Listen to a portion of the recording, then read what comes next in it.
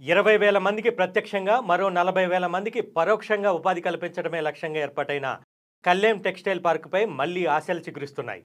జనగాం దగ్గరలో ఉన్న ఈ టెక్స్టైల్ పార్క్కి ఉన్న ప్రధానమైన సమస్యలను త్వరగా పరిష్కరించాలనే ప్రభుత్వ పెద్దల ఆదేశాలతో అధికార యంత్రాంగంలో కదలిక వచ్చింది. చేనేత కార్మికులకు, నిరుద్యోగ యువతకు ఉపాధి కల్పించాలనే లక్ష్యంతో ప్రతిపాదించిన కళ్యాణ్ టెక్స్టైల్ పార్క్ అందుబాటులోకి వస్తే జనగాం జిల్లాతో పాటు పక్కనే ఉన్న యాదాద్రి, భువనగిరి జిల్లాకు చెందిన సుమారు 60,000 మందికి ఉపాధి దొరుకుతుంది. 20,000 మంది ప్రత్యక్షంగా, 40,000 మందికి పరోక్షంగా ఉపాధి అందనుంది. జిల్లా కేంద్రానికి కేవలం 8 కిలోమీటర్లు, వరంగల్, హైదరాబాద్ జాతీయ రహదారికి కేవలం 4 కిలోమీటర్ల దూరంలో మాత్రమే టెక్స్టైల్ పార్క్ ఉంది. ఇటు రోడ్డుతో పాటు రైల్వే రవాణా సౌకర్యం కూడా ఉన్నాయి.